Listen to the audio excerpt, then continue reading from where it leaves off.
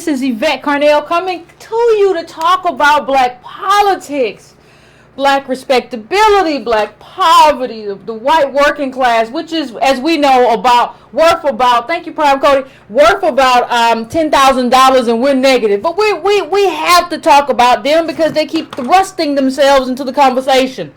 And the latest, for those of you who have been hiding up under a rock, I'm going to get to it fairly quick. We're going to get to it quick. If you haven't, we're going to talk about Roseanne if you've been hiding up under a rock. But please get your libations. Please get whatever you need. Please get your chamomile to unwind. Or if you want to turn up, if you got something to turn up, do that too. Do whatever you need to do to have the conversation that we're going to have. Oh, got to turn off some stuff that we're going to have during this show. Let's do that.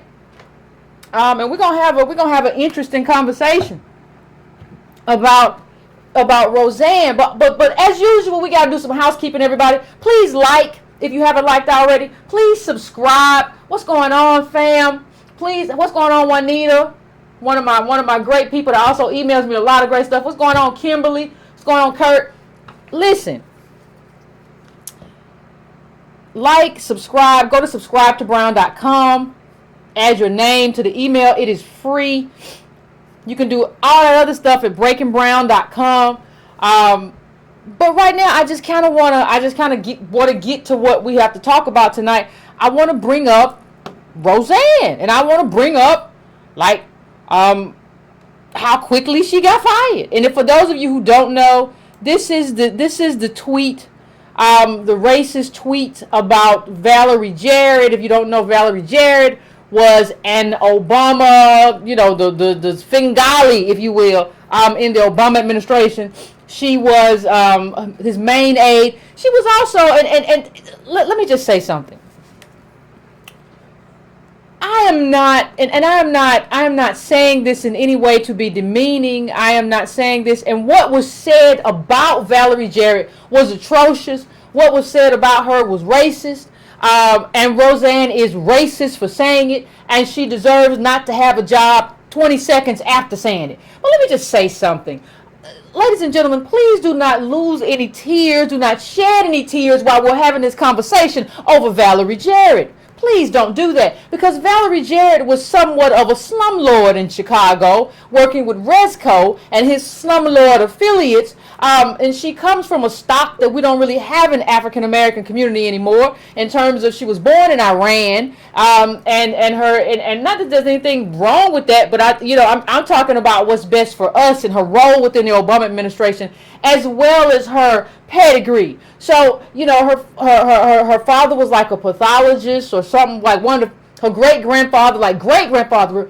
Remember how we talked last week about how everything is connected, about how grandparents are the determining factor in terms of whether or not you have wealth, whether or not you are attached mostly to white people who had the New Deal. But what you see with Valerie Jarrett, she was attached to a great-grandfather.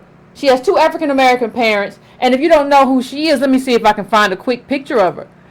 This is Valerie Jarrett, but one of her great-grandfathers was like the first black person, the first African-American to enroll in MIT. So, what you may be experiencing right now, this is why we talk about outliers, what you may be experiencing right now in terms of your life or your lineage may not be the same necessarily. Lineage plus, Antonio said something very profound in his last video, and if go to Tone Talks and see it if you haven't checked it out. But he said lineage plus class plus income equals wealth. Lineage plus class plus income equals wealth. And I want you to think to yourself that most of us don't have lineage plus class plus income. None of us have that lineage, then class and income. Valerie Jarrett did. And what happened, she didn't use that influence. She didn't use that income. She didn't use that class in a way that benefited black America. She used it as a way to enrich herself and connect herself to the Obamas. And they were symbiotic in terms of how they did politics. But their politics was not good for black America. So please, before you shed any kind of tear for Valerie Jarrett, I want you to see this outside of her. I want you to understand that she is an outlier. I want you to understand that she doesn't, it's like, what is it? Lineage plus family. It's like lineage plus family plus income. See, understand that she is not a representative, and she's going to be just fine, and she done been just fine. She was Obama's chief political advisor, right?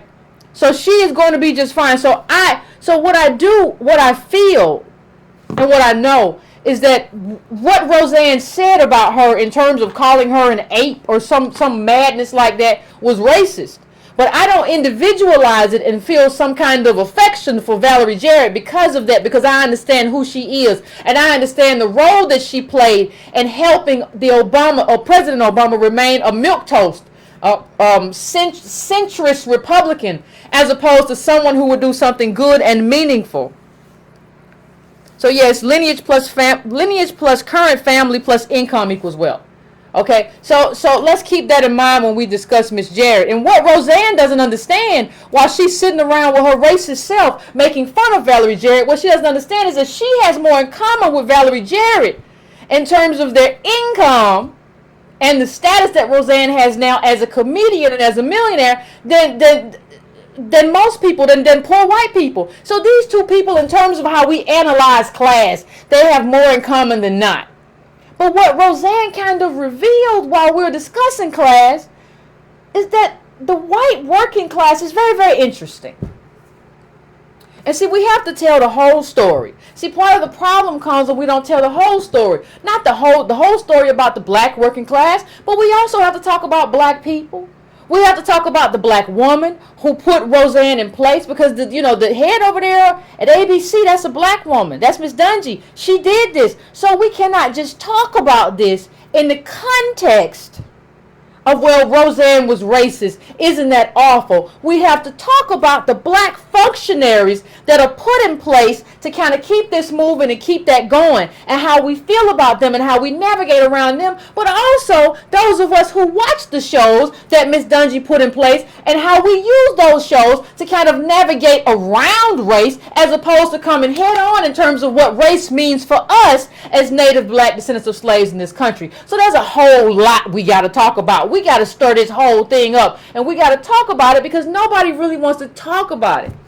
And let me just say this. I'm not trying to be mean, but some of you who don't really know how to talk about it, please stay out of the pages of all these Washington Post, New York Times, because you're not really telling the story in a way that informs, in a way that educates. So here's what we have to do. We got to tell the whole story. And before we tell the whole story, we have to frame it. I like to frame. So we have to frame it in terms of media.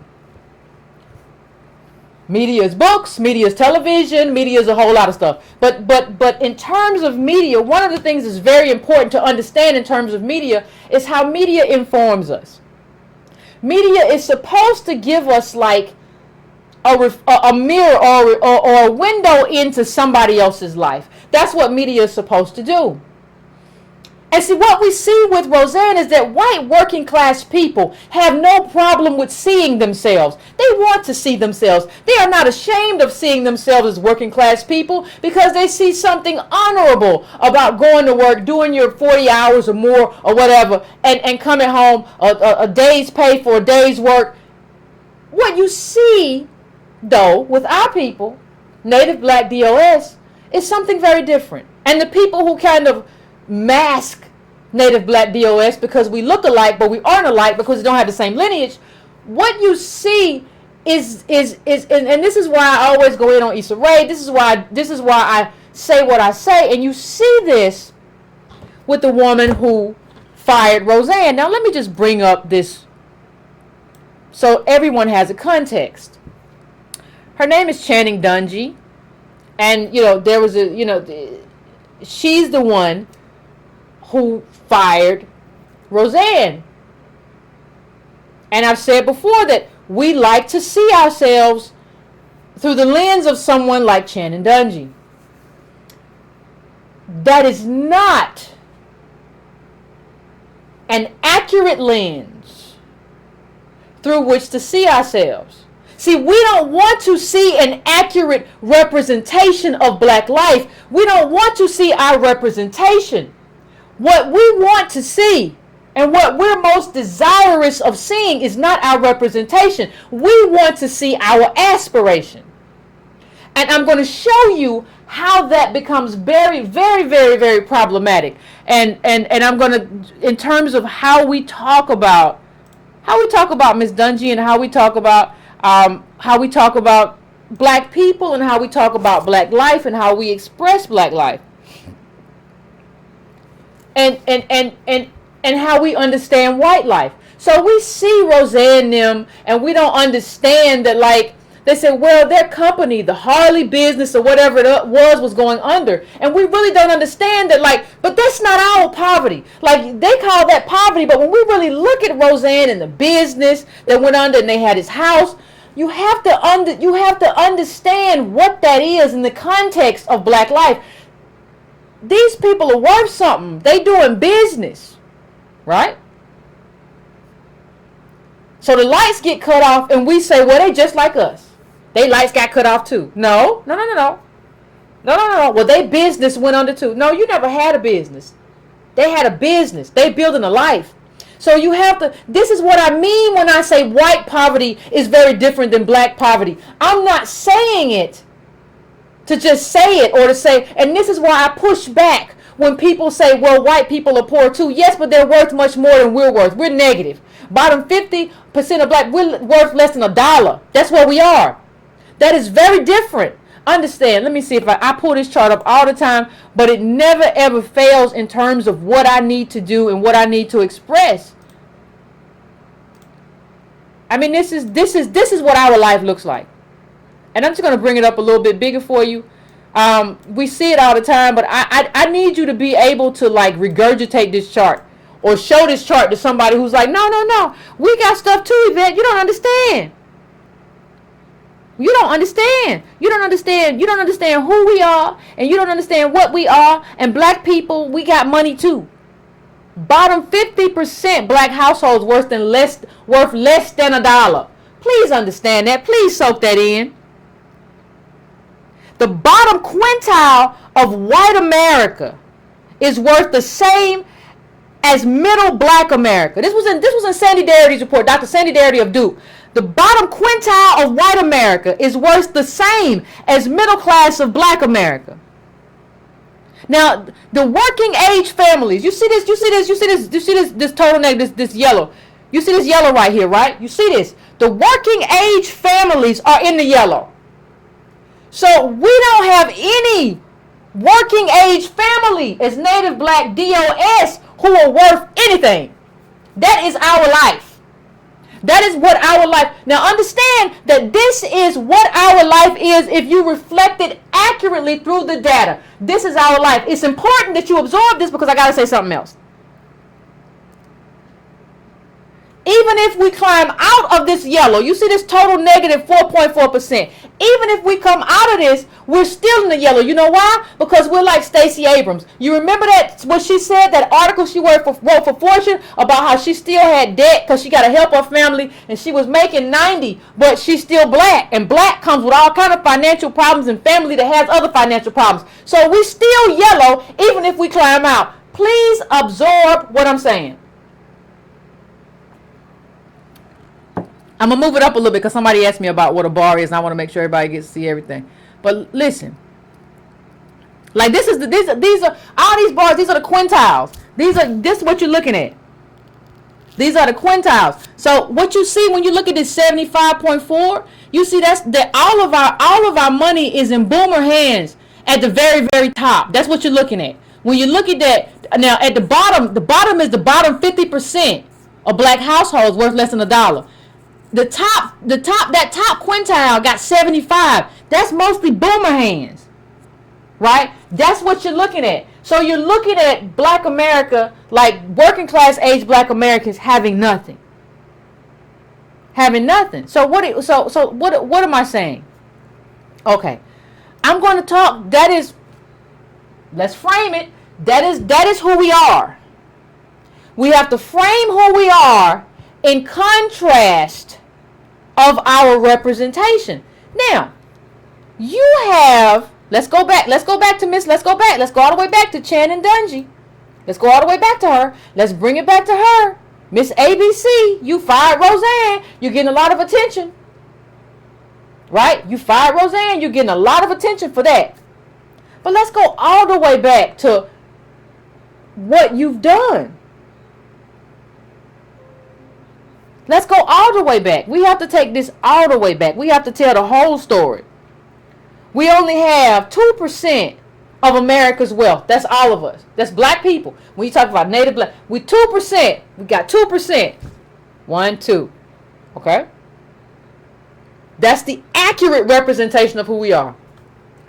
This, however, is the representation that we get from ABC. I don't know what you're doing. I mean, you get these, and so in explanation, you get other representations too, right? You get a lot of representations of who we are and what we are. A lot of representations you got going on. A lot of representations that do not match the reality of black life. A lot of representations. Once again, we have problems seeing ourselves, but other people do not have problems seeing an accurate representation of themselves.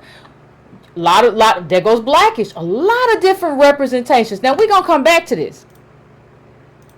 Because what I'm trying to get you to understand is that we're not willing. Miss Dungy is not willing. Because this is what she said. She said, and let me put this up for you.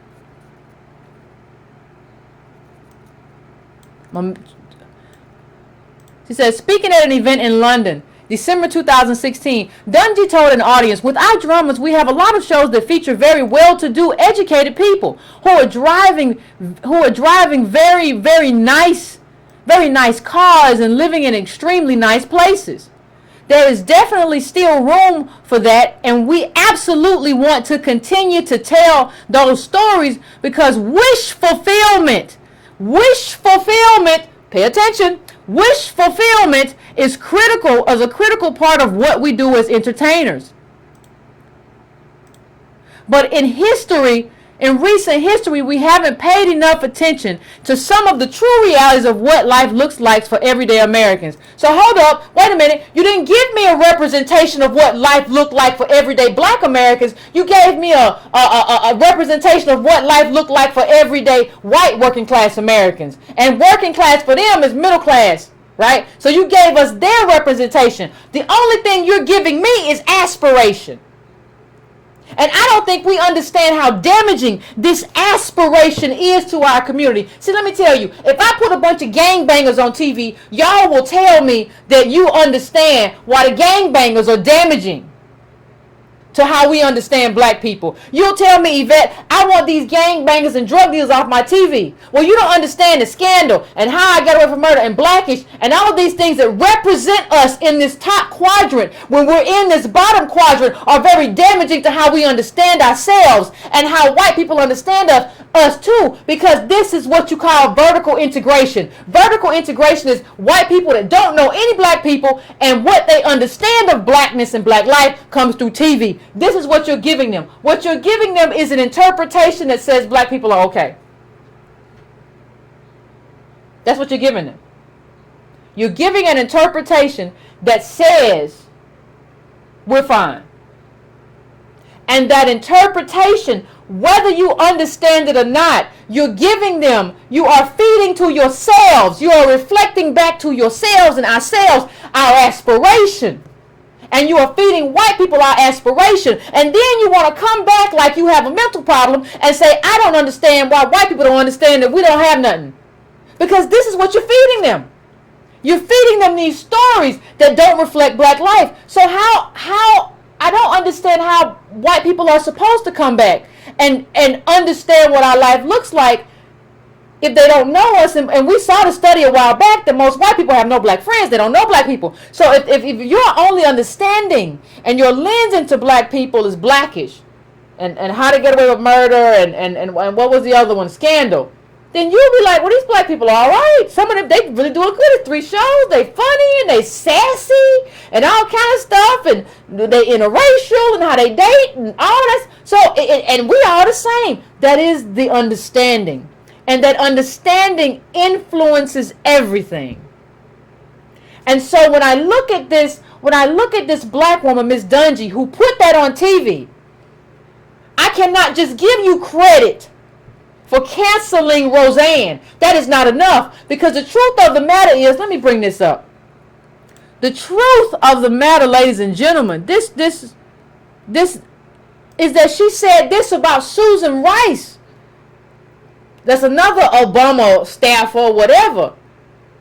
In 2013. So what you get from Roseanne is Roseanne has always been very clear on who she is. Roseanne has been very clear about how she uses racism. Roseanne has been very clear on what she thinks of black people. But you, as this black executive, his head of ABC, you brought her on board anyway.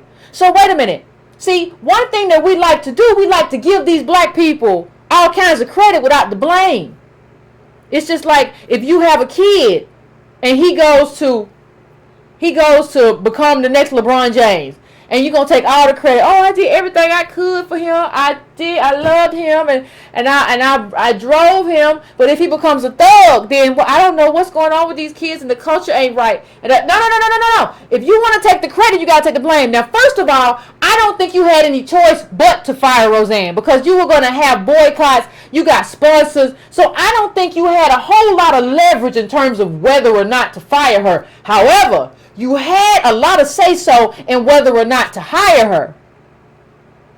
And you chose to hire her anyway. Now, let's go to the next thing. Let's move on, shall we? I want to show you something else. Gotta get this up on the screen. Okay, let's watch this.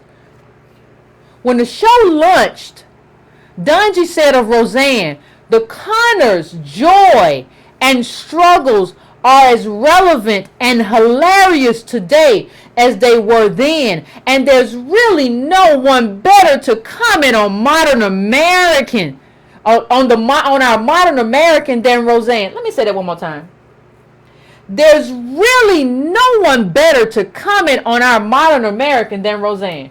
Now, we know everything we know about Roseanne, but you, black woman, you came in and said there's no one better to comment on our modern American than this racist woman who sent this racist tweet in 2013. You knew who she was, and you got out front to support her and said there's no one better to represent that. And your girl Shonda Rhimes at the time, she didn't stand up and say, hold on, baby girl, you my friend, I love you, but I can't ride with you on that. But you want to give her credit now. No, Shonda Rhimes, you don't get to do that either. I don't know who everybody thinks they are.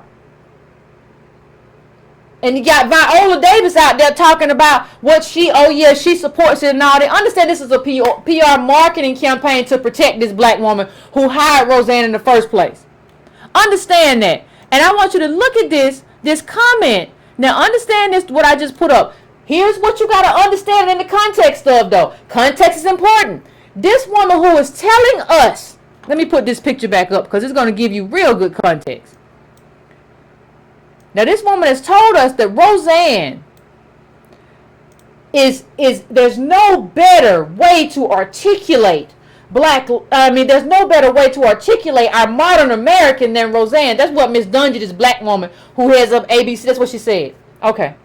Hold on one second, though. This is the same person who pulled the NFL episode, the NFL protest episode about kneeling from Blackish. So wait a minute, you gonna give Roseanne all this leeway to just be racist and put sugar on this turd, right? That is like the this kind of, we white working class hard working, but we kind of racist too. You gonna do that? But you gonna tell Blackish, you gonna pull the episode in Blackish where they really deal with some real stuff about the kneeling and the protest. That's who you are? And that also goes to the limitations of class struggle. I have a lot of leftists say that, well, Yvette, I don't understand. We all on the bottom, so I don't understand why we can't work together. Because it's too many of y'all still racist. What you mean why we can't work together? Because we can't have a classist thing where we have a class movement, because when white is the most important thing to you, and when you are invested in white privilege. I cannot have a class movement with somebody like that. And that is the limitation of our class, of whether we can take on, or have a class-based movement. The only reason Roseanne is on the air is because this black woman right here, this black woman, Channing Dungy, failed black America and failed to accurately represent black life. That's the only reason Roseanne was on the air. She not only championed it, but why didn't you think of, like, the only representation we get of working class America is white working class America?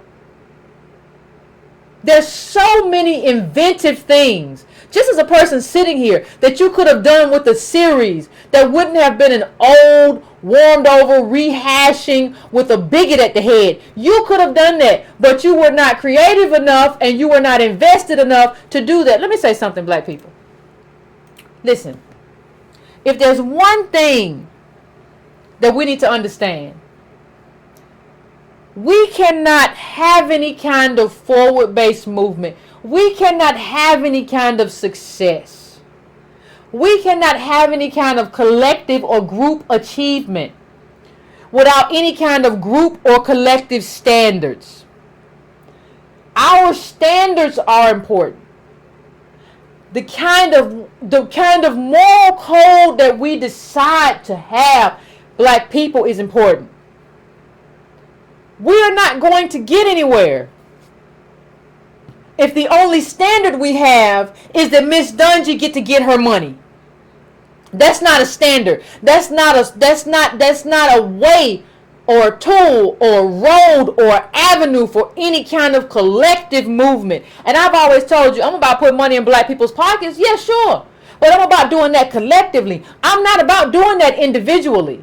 So there has to be, we can't have no politics without no standards. We can't have no politics without no kind of behavior or code. We can't have no politics without agreeing on an agenda. We can't have no politics without agreeing on this is what you do and this is what you don't do. This is what you do. So, this thing and Trump, that was a movement, and she knew, and Dungy knew that you put Roseanne on there, and you tapping into these racist people, right? You tapping into the people who are racist who voted for Trump. You tapping into that. You tapping into this whole, conspiracy theorists, all this stuff, and calling black people monkeys and all the jokes we saw about Obama. Like, I didn't support the majority of Obama's politics, but I certainly don't support him or Michelle being rendered as a monkey. I don't support racist insults. But you knew that's who Roseanne was. But because of the money and because of you thought it would be a success, you were willing to forego that and just kind of let that go. That is not a standard that we as a community can support, because it is so detrimental to who we are and what we stand for. And let me say something else in terms of white America. Please stop short of saying that this was just about Roseanne. Please stop short of saying, like, when Trump says something that is racist, that is just about Trump. These people are just crazy people and somebody should have checked them. No, these aren't crazy people. These are an accurate reflection of a large contingency, too large, of white America. This is not some kind of anomaly. These people are out here saying this stuff, and let me just say this. Let me just put this up. They're saying it for a lot of reasons, but one of the reasons that they get to say this is because, and charter schools make it worse because there's no oversight. But look at this thing, talking about it's slavery. There was this whole part about, a few slaveholders were undeniably cruel. Examples of slaves beaten to death were not common. Neither were they unknown. The majority of slaveholders treated their slaves well. This is in a book. Could be a book at your kid's school. Like this, Roseanne doesn't come out of some kind of anomaly and she's just stupid and she just don't know and she should be ashamed of herself. No, America intentionally creates Roseanne. America intentionally creates, like, the stuff that Donald Trump hears. It's not just that Donald Trump, he hears this stuff. This stuff is all over the radio, it's in the schools, it's all over Fox, it's all over everywhere. America is doing this, and it is intentional. And it is meant to impede our success. Understand that you can't make this about, you cannot. There's no way to make this about, like, listen, if Roseanne was a show that was just kind of flailing in the ratings, then you could say, well, it was just her. And like, didn't nobody really watch that show? No way. It was number one. It was number one in the ratings. These people were loving her. And not in spite of the racism and in spite of her being for Trump. Because of that. This is a reflection of what America is and what America has become. And the same thing goes for like how Trump talks of how Trump's policies. I don't get into what he says necessarily, but you talk about the cuts to HUD and those big tax cuts and what they're going to do to black people. This is a reflection of what white America is and has become and what it benefits from. If it wasn't, Roseanne wouldn't have been number one in the ratings. Just wouldn't have. And that's where we are. Most watched show on TV. A woman who was openly being a bigot. And you see the same thing. There was a textbook passage referring to slaves as workers. Referred to us as like immigrants, like immigrant workers. Like we came through like picking tomatoes. Like this is stuff that you find in books in America. America is intentionally creating Roseannes. This is not some kind of... So, you have to understand who we are. You have to understand what it is. And you have to understand why we have such a problem having these kind of movements. I mean, this Roseanne show was bigger than like NFL Sundays, man. Who does that in terms of a sitcom right now? You have to kind of channel Trump. And you have to kind of channel this kind of, what white America, a lot of white America feels. And I can't even say what white America has kind of been taught about us. And that's what she did. And that's how she went to number one. She didn't become number one in spite of her racism. She became number one because of it. And it didn't hurt that Trump loved her. Now, listen, I'm just talking about policies. Like, they made her number one. And that, when you think about that, that's the limitation of any kind of class-based movement that we ever hope to have. Y'all made Roseanne number one. How you going to get together with me and do something? Yeah, Valerie Jarrett is a class enemy too, but you made Roseanne number one. It didn't matter to you what she called Susan Rice back in 2013. Right? You didn't care. Like, none of that mattered to you. The only thing that mattered to you is that, well, she white.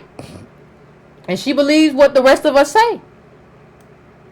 And so I think you have to kind of begin to understand that and begin to kind of wrap your head around it. I'm just going to bring this tweet up a little bit. I mean, you have to, I'm no fan of Susan Rice, and we shouldn't be caping for Susan Rice. But come on, man, you called her an ape? Like, honestly, that's what you did? That's what you did. Susan Rice is a man with big swinging ape balls. That's 2013.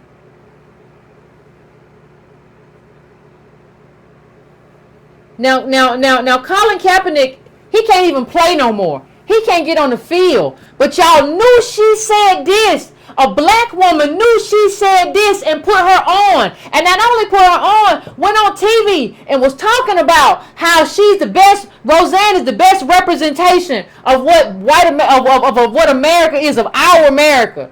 As if you can separate the character of Roseanne from the woman. The woman is based on Roseanne's stand-up. Like, you don't get to be like, well, she got to get her money. Forget her money. Forget her too. You can't be being no pawn. You can't do that. And you got to take the blame. You can't be out here just trying to you want to take credit, but you don't want to take the blame. No, the blame comes with it. You know, that's something that we always do. We even do that with black business. Like, I'll read like Black Enterprise or something, and they'll talk about like this black woman's business is going to be the next Uber. Oh, this is going to be the next Whole Foods. What? So, okay.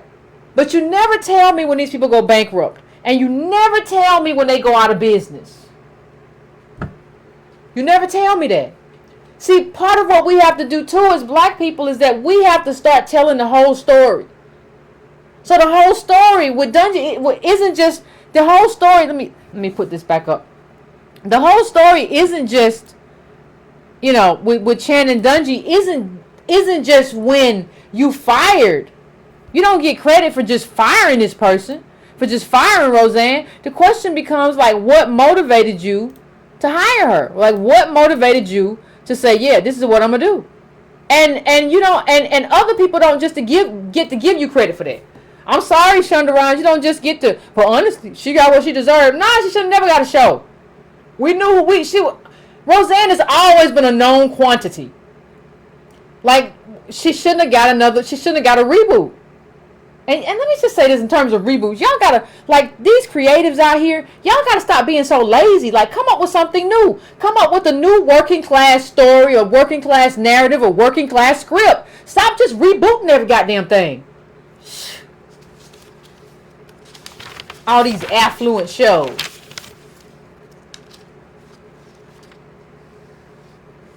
Like, and here's the thing. Like, let me bring the picture back up again. Let's bring this back up. Because we got to tell the story. Now, these are our wonderful people on Blackish. Now, we want to talk about how wonderful Dungy is and all this stuff like that. But how many of y'all recall? I don't know how many people recall. But how many of you recall this part of the whole narrative, right? How many of you recall Tracee Ellis Ross? Pay disparity. I want compensation that matches my contribution. Talking about she getting paid less than Anthony Anderson and all that. How many of y'all remember Tracee Ellis Ross's Me Too moment? Huh? So wait a minute. You're there. You're a sister girl. But you can't pay this woman, this black woman that you over there. You can't pay her the same as the black man or give her what she says she's owed. But you can bring Roseanne in to give a voice to the white working class because they represent most our America, even if that representation is racist. There was one episode, you can look it up, where Roseanne and Dan kind of mocked the minority shows. It was Blackish and Fresh Off the Boat at the time, and they talked about they fell asleep and they missed the shows. And Dan was like, well, Roseanne was like, well, they're just like us. So we're, just kind of making fun of the fact that that's supposed to be what all of our shows are about. Just kind of proving that we're just like everybody else or whatever. Like, you not only became a show, you became a show that mocked us. Now, Tracee Ellis Ross is getting paid, $80K an episode under Dungy. $80K an episode under Dungy. I thought Blackish was a popular show. Seems a little low. Is nobody going to go at the sister girl? Everybody just going to go at ABC and say ABC is just this white network. No. You got to give credit with blame. You just can't give people the credit for like, oh, she fired Roseanne, but then she's the head and Tracee Ellis Ross is complaining about pay. You got to do everything. You got to do it all. You got to tell the whole story. Whether you like it or not, it don't matter. It does not matter. And it does not matter whether you like it or not. We need accurate representation. We don't need some kind of affluent joke that kind of makes people feel that we're better off than we are. We need an accurate representation of black life.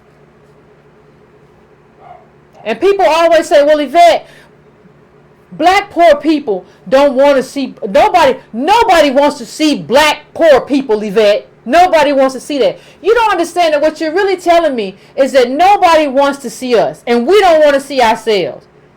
I just don't understand how we fix this situation if we're unwilling to look at ourselves and see ourselves as what we are and show everybody else what we are too. This is what we are. Not only is this what we are, this is what you made us. We always were trying to do something else and do something different and navigate and elevate. And every time we did, you squashed us down and you made us this. Are you willing to put that on TV? Are you willing to do it? Let's ask Miss Dungy. Are you willing to put that on TV? Just asking a question. What's the point of having a black executive that only hooks up racist white people? I'm just asking the question. What's the point? If you are people, we got a black executive. What's the point if this is what you do? If you hook these people up and then you give us a representation that does not reflect who we really are, right? You give us Scandal, you give us Blackish, and you give us How to Get Away with Murder. You're not giving me a representation that represents black life, and I have the data to prove it.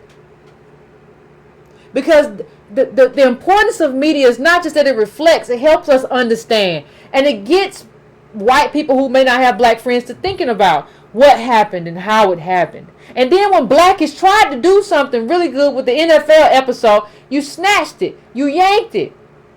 So don't tell me about how bold you are and what you do when this is how you navigate. You cannot navigate race by avoiding your predicament. That is not how we navigate race successfully. Now you can do it, like she said, wish fulfillment. You know who else talks about wish fulfillment? Oprah. I don't want to hear nothing about wish fulfillment. I want to hear something about black people improving, native black descendants of slaves, improving our material condition in this country. I don't want to hear nothing about wish fulfillment. I don't want to hear nothing about boards you put up on the wall and put pictures on of stuff and you hope it come true. I don't care about wish fulfillment. I want the people who watch TV to see an accurate representation of black life. Now that accurate can make them laugh. It can make them cry. It's wonderful. I think it's wonderful. But I want an accurate representation. Because an accurate representation, that's what media is. And it can actually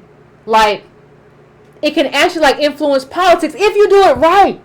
And that's one of the things I actually like about, I've talked about this before, but I like about the show Atlanta. The end of season 2, I don't want if people who haven't seen it, like when he talks to the Jewish guy about systemic racism, right? Darius, who doesn't know he's not Nigerian. Everything they talk about in terms of like having to transfer the worst failure to somebody else because y'all are all poor.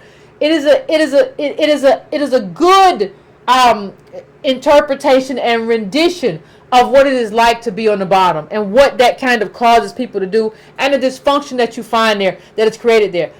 So I'm not a person who just they trade everything. I don't hate Atlanta. I watch Atlanta my phone is set for to go off when that it's off for this season, but when it goes off because it's a really good it's well written.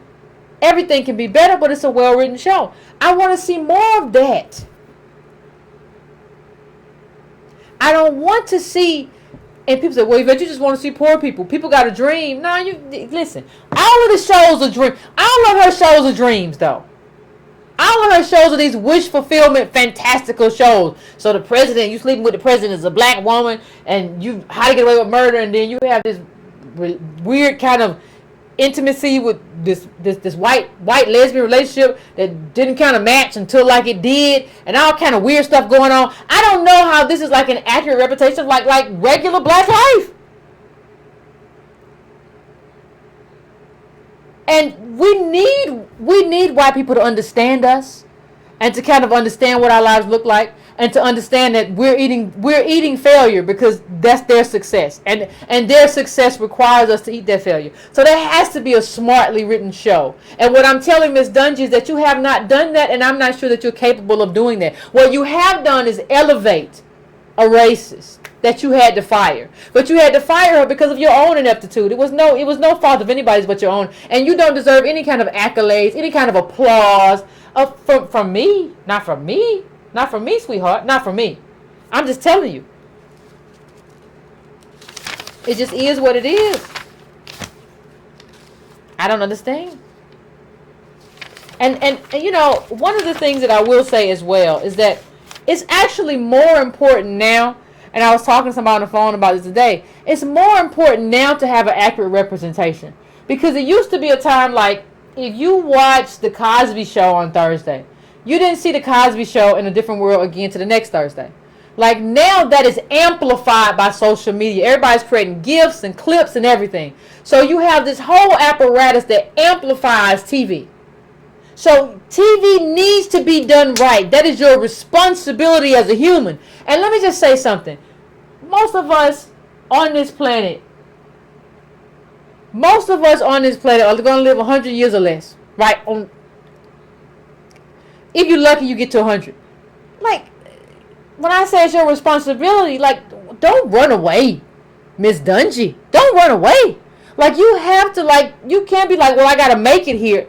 No, you can't. Like, one of the things that Donald Glover showed with the show Atlanta is that you can do something bold and be successful if you do it well. Now, none of us know what the future holds for him. I'm talking about one show. What that shows is that you can do a sort of interpretation of black life that's pretty accurate.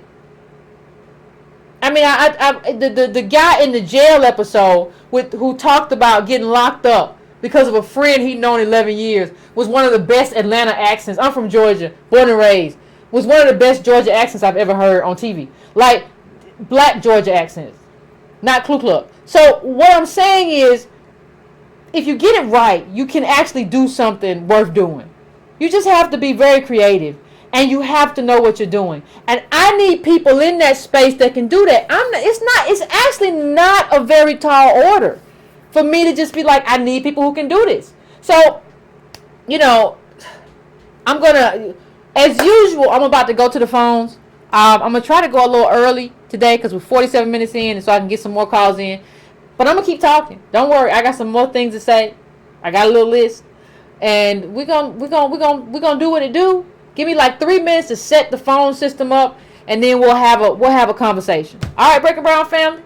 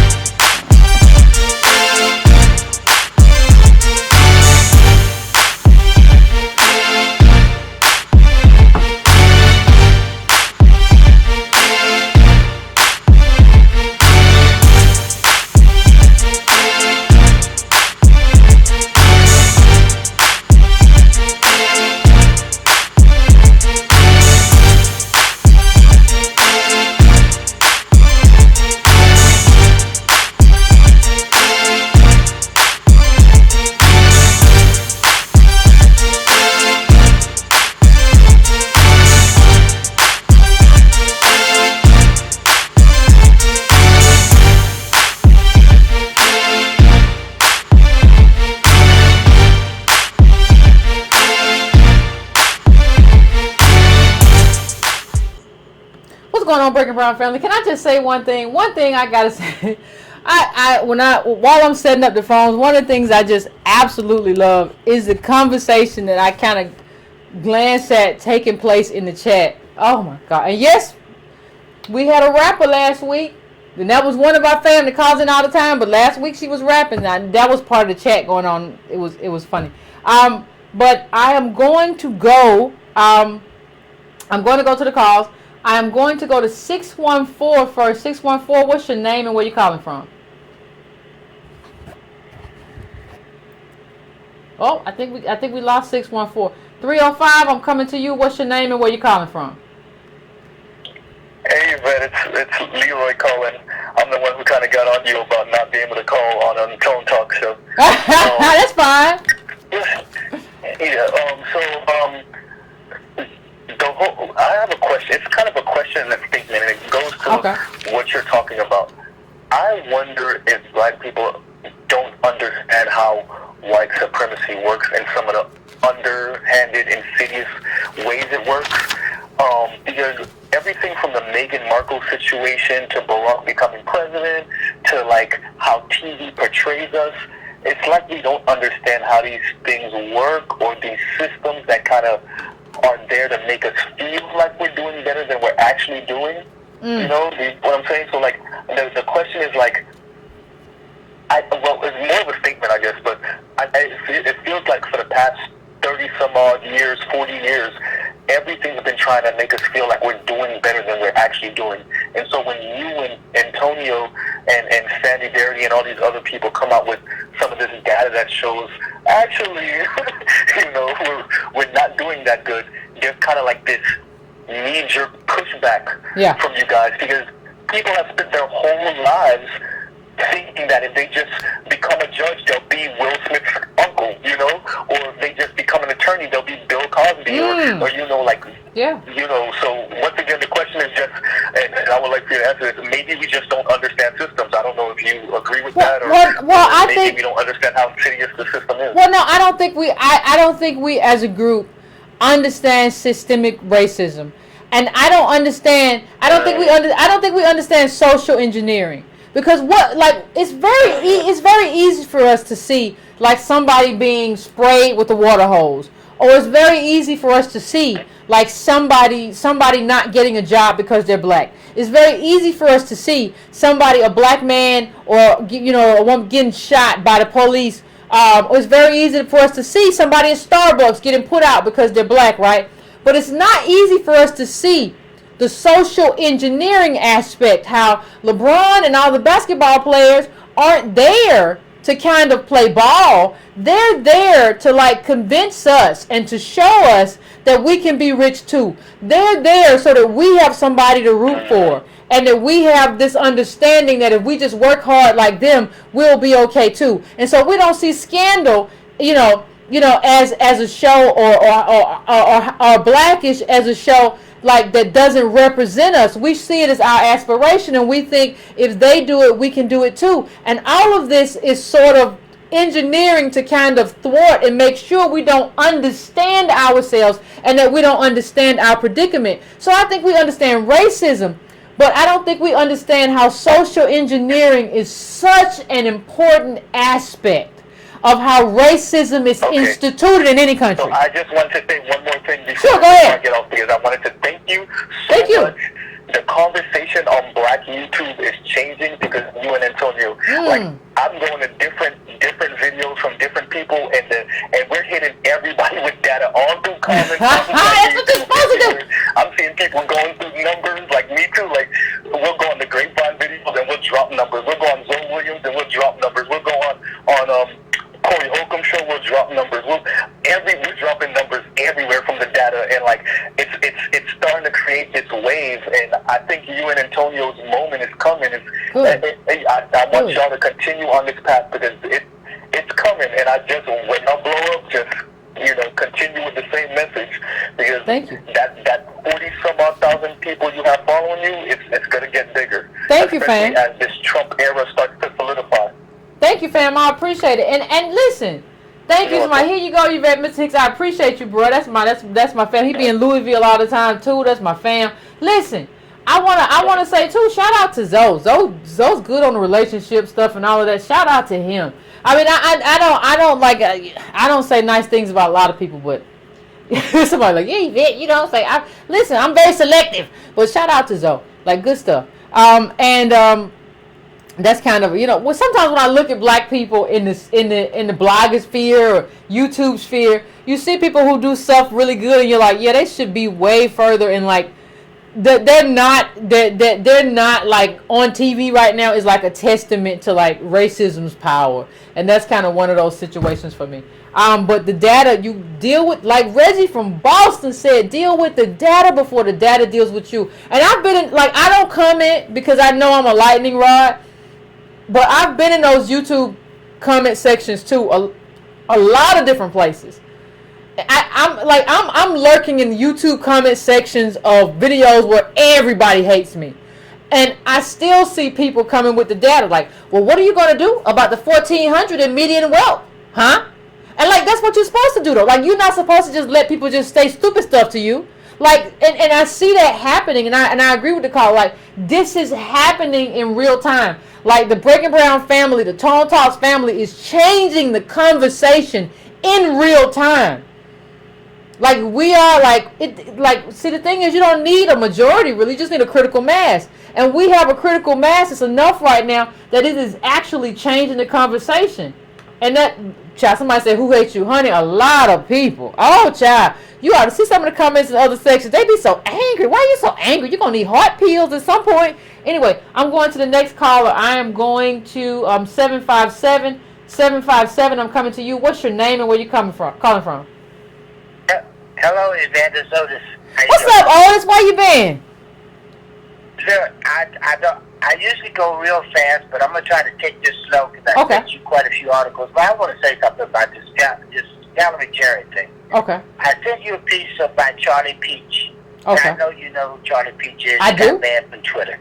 I do. But she did a really good piece saying, why are people supporting Valerie Jarrett? Now, Valerie Jarrett is part Iranian and has a father who's 1/4 black. So I'm going to say it, and you can get the information on YouTube. Hold on 1 second, Otis. I'm going to let you finish, but I had read that both her parents were African American. You telling me that I read a lie? Look, I sent the information to you to verify what I was saying. I was hoping I'd get in early so you. No, just tell me. I haven't had a chance to get to. Just tell me. You telling the truth. I'm telling you the truth. Oh, and I'm Lord. going to tell you this piece by Charlie Peach. Okay. I'll even send it to you while you're still on air. Yeah, send it to me now. Let me give you the gist of it. Send it to me now. Pardon me? I said send it to me again. Send it to me now. I'm in my email. Charlie Peach exposed a lot of stuff about Valerie Jarrett. She's 1/4 black. But here's another interesting thing about Valerie Jarrett. She's one of those that can be what you talked about earlier. She's black when it's convenient to being black. As a matter of fact, Roseanne said that she tweeted out she didn't even know that Valerie Jarrett was black. Now, interesting thing is, Valerie Jarrett was big in Obama's White House. Yeah. But Valerie Jarrett also has a history that goes along with Barack Obama. When Obama was a senator, he was in Chicago. But Valerie Jarrett is also an investor in a management company that was running Section 8 housing. Yep. That Section 8 housing... Running Section 8 housing into the ground for profit. Pardon me? I say running it into the ground for profit. But go on. I'm going to let you tell the story. Which is exactly what she did, but I'm going to try to give you the scoop on it real quick without taking up too much of your time. She ran that Section 8 housing, but it's a management company. The whole time she was on Obama's staff. But that Section 8 housing also was being sued by HUD because the residents were living in squalor. So she was basically a slumlord. She did nothing for the black people that she was making millions off owning this management company. Now, Charlie Peach called her out, and I put it in your chat room so you would get the information. Charlie Peach wrote an article on Medium called "Why Are Black People Defending Valerie Jarrett When Super Predator Was More Offensive and Dangerous?" So she wove Hillary Clinton into it also. But here's what I'm saying. Valerie Jarrett did nothing for black people. When that black woman in Alabama was ravished by the police and pulled out and stripped naked in a Waffle House, you didn't hear Valerie Jarrett or anybody say anything. Nope. But she certainly came on that talk show with Joy Reid talking about she understands when black people are walking down the street and clutching their purse. But she didn't understand when they were living in roaches and squalor in a Section 8 housing that you better tell it, Otis. So our people need to wake up when they say, well, you're still, Roseanne was wrong. Yes, Roseanne was wrong, but she exposed something else too. The black people that you're holding on a high pedestal are doing nothing for poor people except benefiting and profiting. Just like the guy on Morning Joe who owns Section 8 housing down in Alabama and Georgia. Mm-hmm. They're making millions off of the scam of investing in black poverty, but they're doing nothing for black poor people in real life. Mm-hmm. And our people need to separate from that. I've been on a constant battle with even Glenn Greenwald. You know, he's supposed to be some big time. He at the Intercept. Yeah. Yes. Now, since he ended up buying into the Intercept, you know what he comes on saying? Kim Kardashian had a right to be in the White House, advocating for prison reform. No, she's not advocating for prison reform. She's advocating for pardon of one 62-year-old woman that she knows personally. That does nothing for 2.8 million people in prison or the 700,000 black men that are in prison, with the majority of them in there for nonviolent crimes with marijuana that's being legalized now. So if you wanted to have prison reform and was serious, wouldn't you have somebody like Michelle Alexander, New Jim Crow, or even Bank Jones, who knows something about prison reform? It doesn't make sense for our people to keep falling for celebrity figureheads and icons that are running their mouth and don't know what the hell they're talking about. We have to learn to live a little bit deeper. Here's another one. Okay. Giving credit to Dungy for firing Roseanne. Okay. The president already exposed that. Guess who fired her? Who that? The CEO of Disney that owns ABC. He fired her. He called, here it is, Bob Iger of ABC. All right. Called Valerie Jarrett to let her know that ABC does not tolerate comments like those made by Roseanne Barr. Now, to show you how true this is, he called her within hours of Roseanne Barr making the statement. 12 hours later is when Dungy supposedly fired her. But to show you how closely these people work together, your president tweeted it out. He said the president of ABC, of Disney, never called me to apologize when ABC was making horrible statements about me. That's a tweet from Donald Trump earlier this morning. Done at 11:31 this morning, May the 30th. Donald Trump made that tweet. So Bob Iger, who is the head of Disney, the parent company of ABC, actually called Valerie Jarrett because she's a power player in DC still, and told her that that Roseanne Barr was being fired. So no, Dungy didn't do it.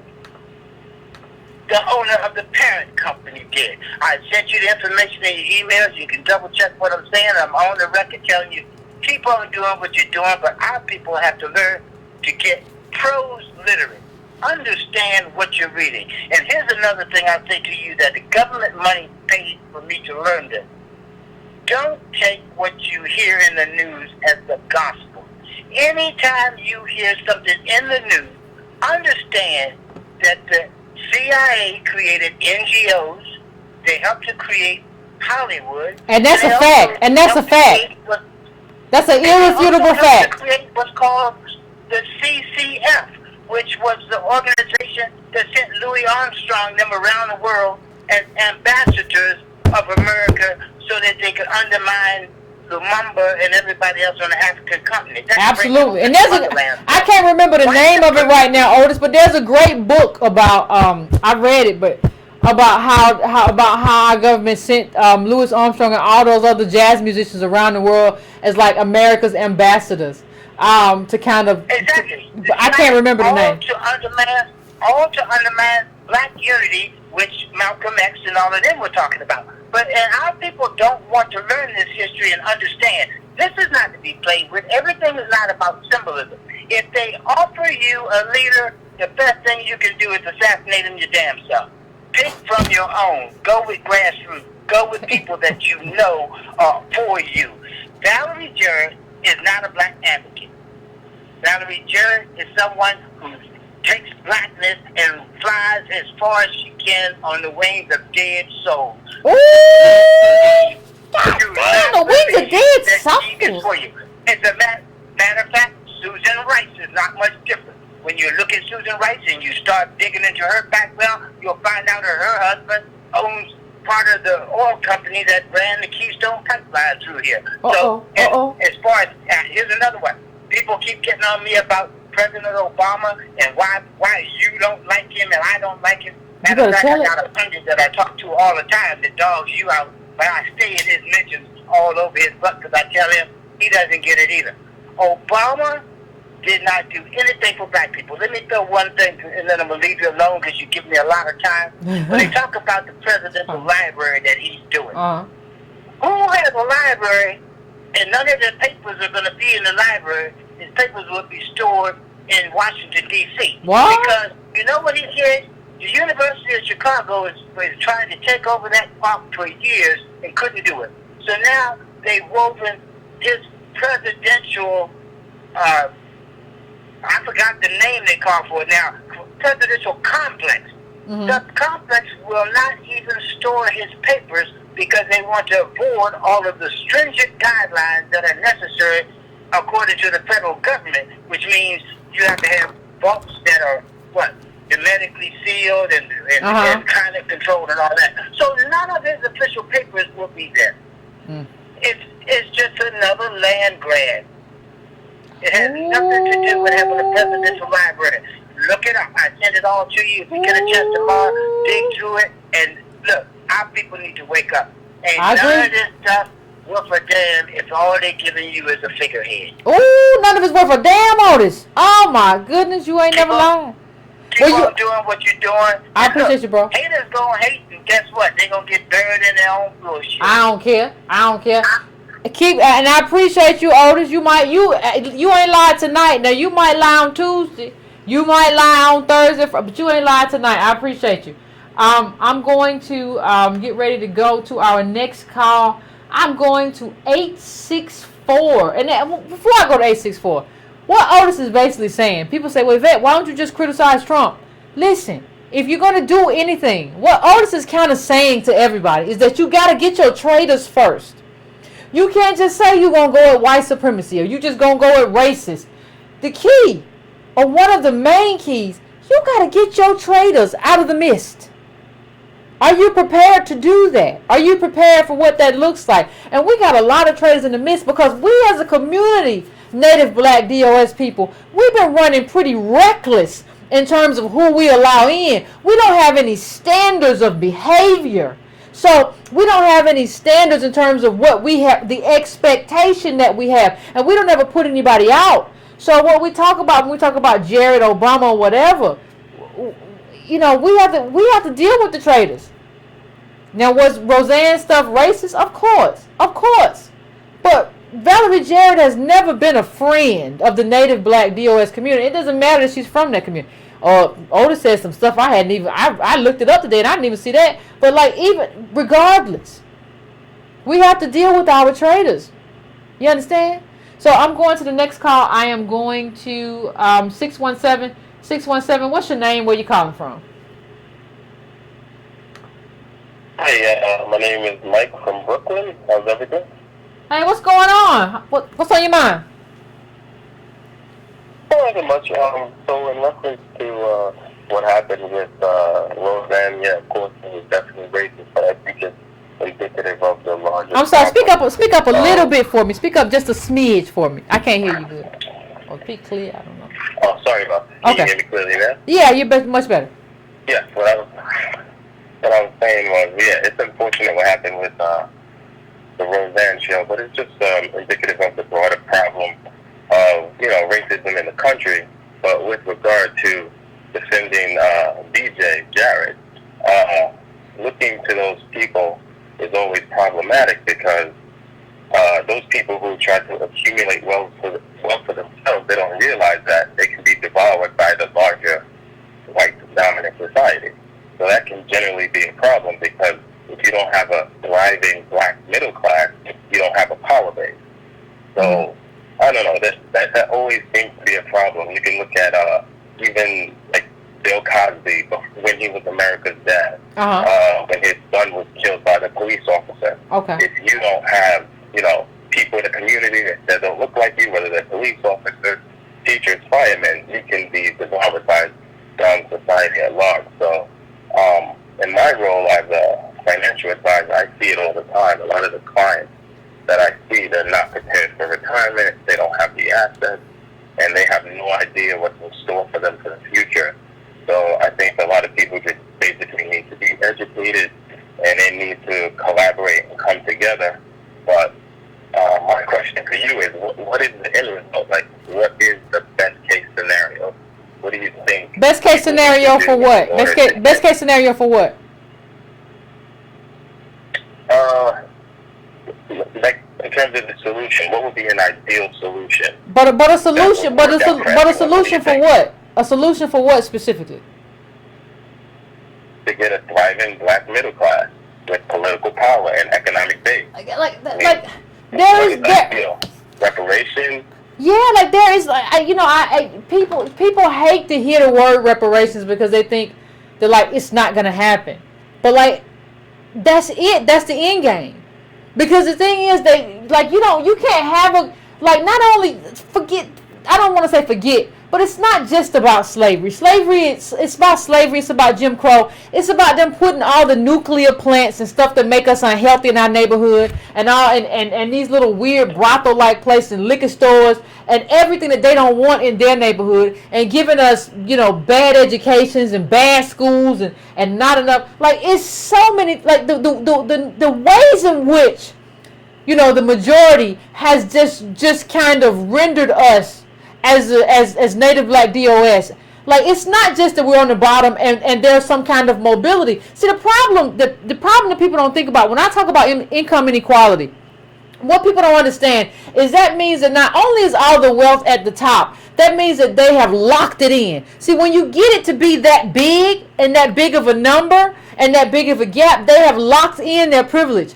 And America's not growing. See, if America's still growing, you can say, well, we got it now. If America's going to protect us as native black DOS people, we can do business and stuff because America's still growing and America has years of growth. That's not what's happening. The chart I showed last episode shows that, like, you're seeing that from like third world countries that are growing. You're not seeing it here anymore. Because being a first world country means that America don't need to build no roads no more. America don't need to build all the stuff that like makes people rich. It don't need to go into the ground and get oil no more. We got people that did that and they made fortunes. And so what you have is that during the period of no fault of our own, during the period where people created their fortunes and created their legacies, we were locked out. And we were just kind of, not only were we locked out, we were the thing that the white people used to create those fortunes. So when you look at that, you have to say, wait a minute, I'm locked out. Nobody's really building fortunes anymore. Like that's locked in. So how do I get really what my ancestors were owed? And what I'm telling you, I don't see anything other than reparations in terms of how to get that kind of wealth. Now, I'm not saying you don't support policies. I'm in favor of like Medicaid expansion and all of that. You should still fight for policies that materially benefit your people. That doesn't mean you don't fight for other stuff as well. But in terms of enriching us as a group and creating a full black middle class, and like even bringing our black poor out from up under the bottom, like that has to be a massive effort. And the only thing that I can see as a massive effort, it has to be reparation, because it has to, let's be honest, it has to exclude other groups. It can't just be something where we all get money, because no. My contribution or my ancestors' contribution was very different than your contribution, your ancestors' contribution. So I get something. I need more. I don't need the same thing in terms of reparations. So I'm not opposed to doing politics that benefits me. That's the only reason why I talked about supporting Stacey Abrams, because when she talked about Medicaid expansion, and I know black people in Georgia We don't be having health care and all of that. But what I'm talking about in terms of when you're trying to talk about build wealth, that's a massive thing. That's what reparations looks like. That's massive. You know, that's transformative. But if you want, but I'm not saying that there are not other things that come before that and other policies that we can do and encourage that would benefit us. They would. But I'm talking about if you're really trying to build massive wealth, I in the black community, it has to be some type of reparations. Yeah, but my thing on that is I look at a lot of the data whenever I advise my clients, and based on what has happened in the U.S., especially with regard to the war on terror, they basically spent trillions of dollars in the Middle East. So now you have inflation. Yeah. So what would that look like? Do they even have the capacity to give money? And if they did, that'd be in the form of institutions. Listen. America always has the capacity to do whatever America wants to do. Like America has the capacity to do. We have the capacity. We just don't have the will. We just don't. We have a miseducated, ignorant group of people who we live with in this country. Okay, the majority, and they don't want to see it.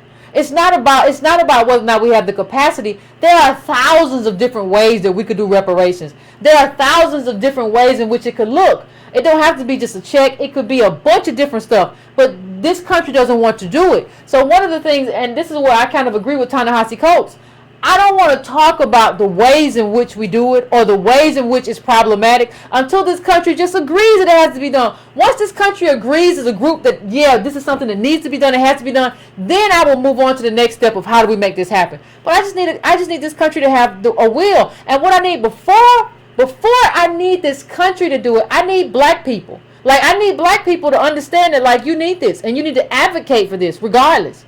Like, and then I'll move on to the rest of the country, and then I'll move on to policymakers. But I got a lot of black people like we don't need no handout. I don't understand what you're talking about.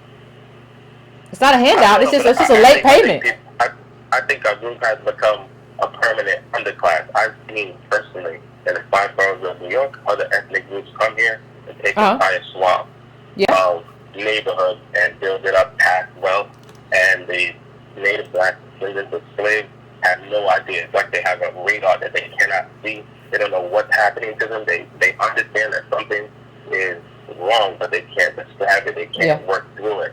So I see in the future long-term pain. However, individually, I know you say think yourself doesn't work individually. I'm responsible to my wife, my 2 sons. So I have to do what I have to do. And I try to educate as many people as possible. But I mean, I see terrible headwinds going forward. Oh no, I agree with you wholeheartedly. Thank you, Colin. But yeah, I think that's what you have to do. Like the most important thing you can do with your family is educate them. Like because that's the foundation. Like that's the foundation not only of like what we're trying to do as a community in terms of a group, in terms of politics. That should be the foundation of your family. Like, do you know how difficult it is to be in a family where they don't understand like the data? I do. Like, well, you know, and they just kind of like, well, you're just being negative. No, I'm just telling you, that's like me going outside and it's raining, and I say, oh my God, you know, it's raining and cats and dogs. You're just being negative about the environment. Like, that's kind of what it is. But that's kind of what we're dealing with, and that's what this whole wish fulfillment stuff does that Dungy is kind of pushing. Like, we can't do that. So let me go to the next caller. I'm going to 813. What's your name? Where you calling from?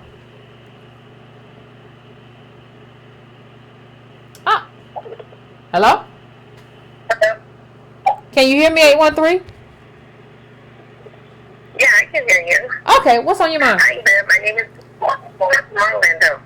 Okay. And I just wanted to say a couple things. I'm always hearing on the news where black people are always saying, oh, it's time to boycott, but I don't ever see anything happening. No. When I witnessed what happened with Waffle House and the lady being dragged down on the floor and she's being exposed, you would think that by now Waffle House would say, oh, well, we're losing money and we have to now start closing stores. But nothing like that is happening. And just a couple other points that I had. When Shannon was saying, like, this Roseanne, she's the voice for America, or she's the one who can speak for America, or whatever. She was basically saying that because she's a black woman married to a white man, and it's hard for any black person, like you were saying before, they have to be apolitical if they're married to a white person. So it would be almost impossible for her to actually have a show that would reflect what's really going on in Black America, because that might just actually offend her husband, or it might offend her relatives that she's married to. So when the person from Disney, the CEO from Disney, had to make that call, it wasn't because he felt bad or because Disney's already known for being racist. It's because he didn't want to have to deal with the backlash of the money that he was going to lose. Yeah, of course. And with black people, we know that we have money to spend. We do, and we have, and we don't mind spending the money. So if we realize that, okay, if I stop spending the money and these companies start shutting down, the NFL starts shutting down, Waffle House, Starbucks, with that sorry training that they had, all those stores start shutting down, then at that point in time, we would be able to get our reparations, because at that point we would have power. Well, no, but the thing is, but hold on one second. See, the thing is, I think we overvalue our economic contribution, because when a group has kind of made you poor, right? Like, and has put you on the bottom. Like, even if you don't buy coffee, like, why would I boycott Starbucks? Because I don't buy Starbucks. Like, Starbucks' main customer is not me, and it is not most black. It is not the overwhelming majority of black people. So if the black people who do drink Starbucks regularly, not just every blue moon, I had Starbucks probably about 9 months ago. If the black people who drink Starbucks regularly boycott, like, I don't think we understand that boycotts, part of the reason that boycotts really don't work is because these companies are not only, like, the majority of people drinking Starbucks are white people, but these companies are global now. And these companies own a lot of different things that other than coffee. And they're diversified in their stocks. Like, the web of wealth is so intricate now that these boycotts really just don't work. And so you think that Waffle House is also like an international company as well? I think there's a Waffle House. I think there's a Waffle House just about off of every exit, in many parts of America. And I think you got truck drivers, people who are just poor and, like, because it's cheaper than whatever. I think you got a lot of people who are not us. And I think some of us you have who just like, I need to do this tonight. So, but I think that, like, we overestimate the financial contribution. And I think, like, you have to understand, like, when the bus boycott happened, you know, in the civil rights movement, it was just like one bus. And, like, this place is this one bus system in this place. And if black people take out of it or opt out, it's going to be a big deal. Like, these companies now, like, even the company that owns Waffle House, I bet you that they have some other holdings. Like, companies diversify to kind of guard against this kind of thing, right? And I, you know, I just, that's why, I mean, that's one of the reasons why I just think, there are a lot of reasons that I'm not going to necessarily get into, but it just doesn't work. So when I kind of have a grain of salt when I hear somebody call for a boycott. Well, I mean, I was thinking that because they keep saying that we have spending power.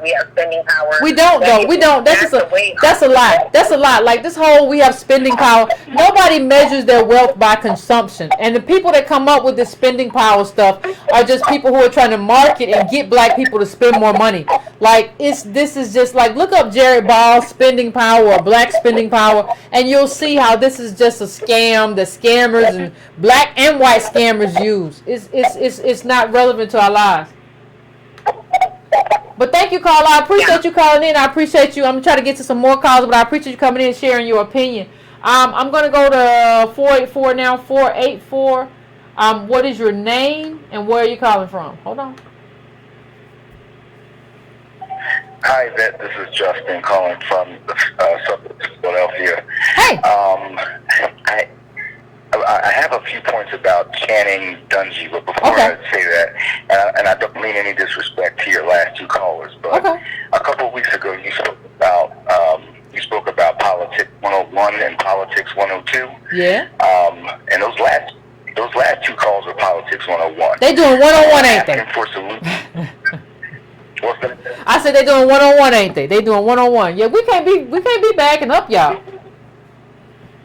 They were doing one-on-one. We're talking about, our spending power, which Antonio debunked, and solutions. But I won't harp on that. But I just will say we're on 102 now. So yeah, we got to graduate. As far as Dungy is concerned, like Otis said, Bob Iger fired Roseanne. Okay. Dungy is a figurehead. Shonda Rhimes was a major at ABC for several years. She's just playing a role in the larger propaganda narrative that's being thrusted against black people. Mm-hmm. And I say that Iger fired Roseanne because he's trying to merge or buy Fox right now. Okay.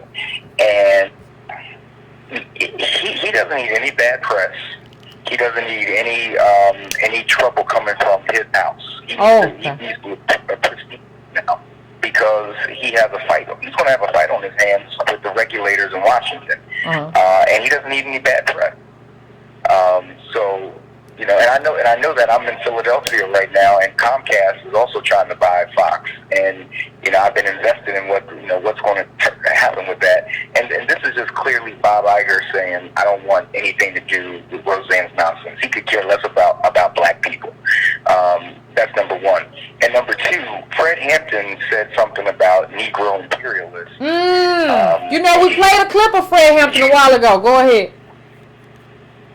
You used to play that clip at the end of your show. Yeah. Channing Dungy is a Negro imperialist. Okay. Ooh. She saw an opportunity with Roseanne to make some money, to make herself look good. She didn't care about her own people. She didn't care about the effect that would have on her people, and she just went ahead and signed Roseanne, knowing good and well that she called Susan Rice an ape with 2013 8 balls or something like that. Like she knew that. She is what Fred Hampton spoke about almost 50 years ago, and she's the Negro imperialist. So I don't want to take up your time, but I just noticed those two insights, and I wanted to share them with you. No, I appreciate you. Thank you, caller. I appreciate that. And like the caller said, now you can't come in here and you just can't. We gotta be on Politics 102. We're not on 101 no more. 101 was 2017. Now we at 20. We at 102, so let's get that together. I'm going to 864 now. 864, what's your name and where you calling from? It's Shelley. Hey, Shelley. South Carolina. What's going on? What's on your mind?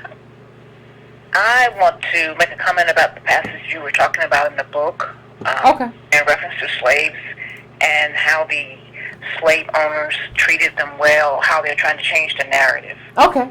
And the thing about that is I guess we're just not hearing things, or they're not hearing things, because the main word in that is slave. So no matter how good or well the slaves may have been treated, they were still slaves, which means they were being held against their will. So they're trying to change that narrative. Yeah. The next thing I want to talk about is you are talking about how Roseanne and how the show is engineered toward one group or type of people because that's the way that they think, and that the lady that hired her is against us generally. What I want to say is they have been trained since day one on how they have systemically treated us. They know how they've treated us over the years. They know it from the day that they're born. They know the system. Okay. They know the system. There's no question about it. So when we have other shows like Roseanne, that perpetuates that. But then when we have shows like, I don't watch them, the one with Washington in it, I don't watch it. But it gives them an excuse to say that we are a certain way. Or if there's a show that's saying that we're well off, it gives them an excuse to say that we're well off. So so that there's nothing that they have to do for us. But they know where they put us, and they know why we're here. And what we don't need to do is give them an excuse to have an excuse to not give us what we deserve. Mm. Well, all right, Colin. I appreciate you. Thank you for calling. Thank you for calling in and sharing your thoughts. It's a lot going on tonight. It's a lot going on. I'm going to 240 now. 240. What's your name and where you calling from? How you doing, Sister Yvette, Breaking Brown family? This is Roz from the DMV. What's going on, Roz? Can you hear me all right? I can hear you just fine. If you need. I can hear you. Okay. All right. I just wanted to say something regarding when you're talking about Roseanne and you're talking about Dungy, and I've been kind of following. I'm like, wait a minute, she hired Roseanne anyway, and everybody's known for years Roseanne's politics and her arrogance in her politics. Uh-huh. And I just wanted to submit to everybody, all in the family. Now, this is for people that don't know. This is a sitcom that came out, I believe it was on CBS, back in the early 70s. Mm-hmm. And if you look it up now, they'll say, oh, this did so much greatness for race relations. But I read an article from the Journal of Communications. This was published in 1974, pages 36 through 47. And it says, Archie Bunker's bigotry is a study in selective perception and exposure. And it's an article that was written by Neil Vidmar and Milton Rokeach. Okay. And basically it's saying a U.S.-Canadian study finds that All in the Family, which is the name of the show, may reinforce rather than reduce racial and ethnic prejudice. And I've read that in TV Guide back in the day when we used to get TV Guides. It's basically, they were saying, oh, well, people are laughing at their own selves. People aren't that deep when it comes down to watching TV. Uh-huh. They're basically, Pied Piper, the television is the Pied Piper, and they're marching in lockstep saying, oh, isn't that Archie Bunker funny? He's racist. This is great. He's a wonderful guy. He's a normal guy just like us. Yeah, he's a little bit right, but that's part of his charm. Exactly. And I submit to you that Dungy knew about that program, which was number one, and she put Roseanne on with that same kind of, hoping for that same kind of effect to happen, which it did. It went to number one, and this went and caught her. So she had all of these black women, like Sandra Rhimes, sitting there, caping for her.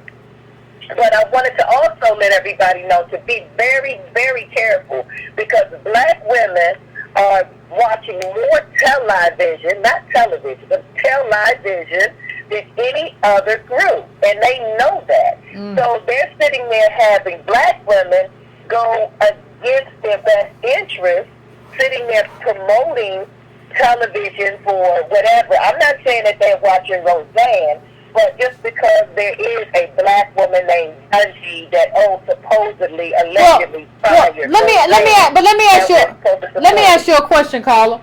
If like somebody was pointing out in the chat that the Jeffersons kind of spun off of like Archie, right?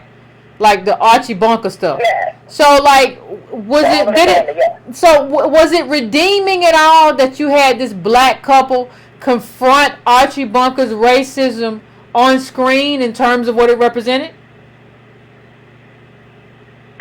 I don't even remember this. I don't remember All in the Family like that. I remember bits and pieces of it. Uh-huh. But when I saw the Jeffersons was mainly them poking fun at one another. They poked fun at Helen Willis and Tom Willis. I think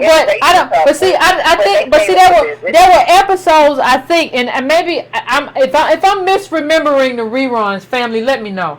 But there were episodes where like George and Archie kind of went back and forth in terms of they kind of butted heads about Archie's racism.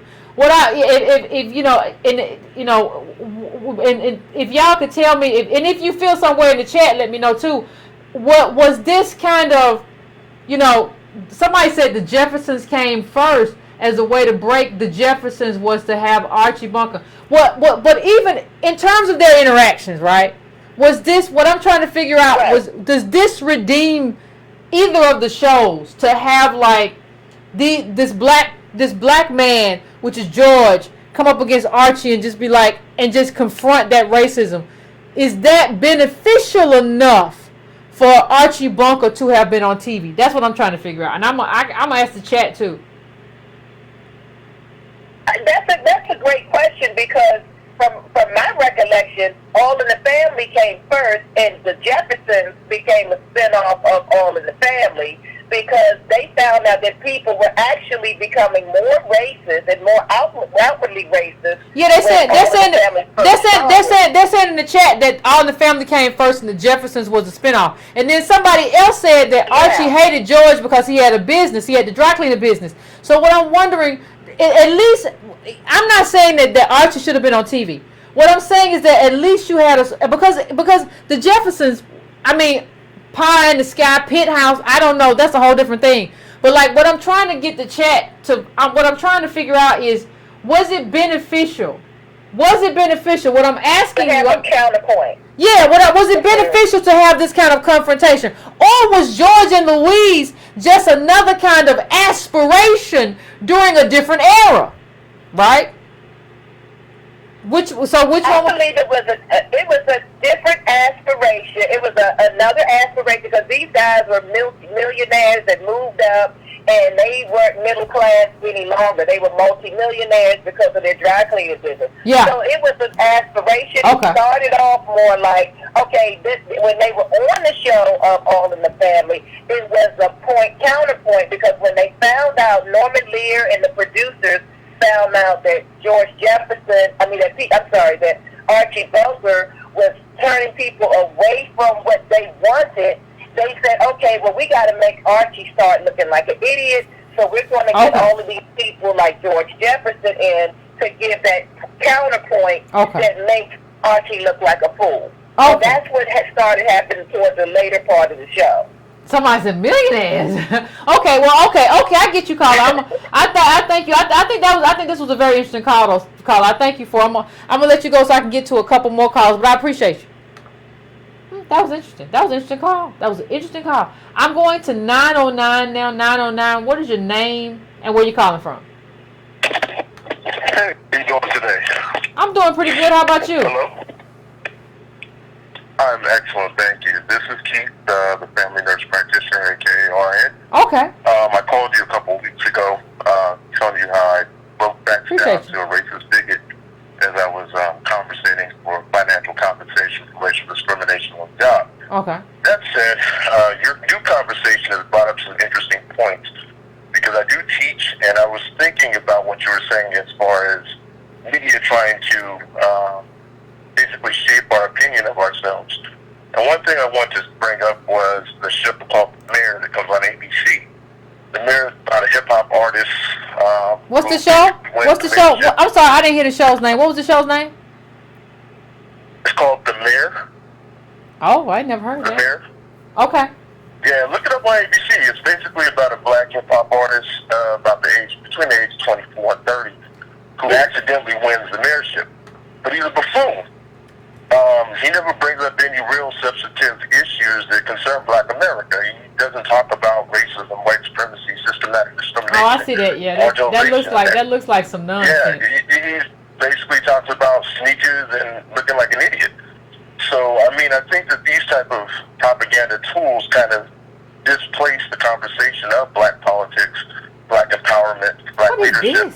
And what we really do look like when we get into the conversation in an educated and steadfast manner. Also, it should have got canceled. That looks awful. But go on, I'm sorry. If I may, drive time?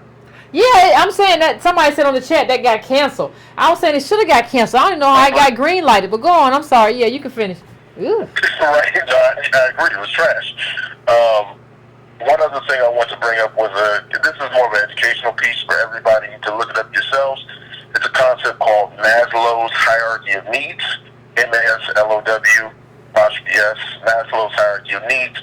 He was basically a psychiatrist who said that we all need certain basic fundamental things in order to achieve what's called self-actualization, or the ability to realize our full potential as human beings.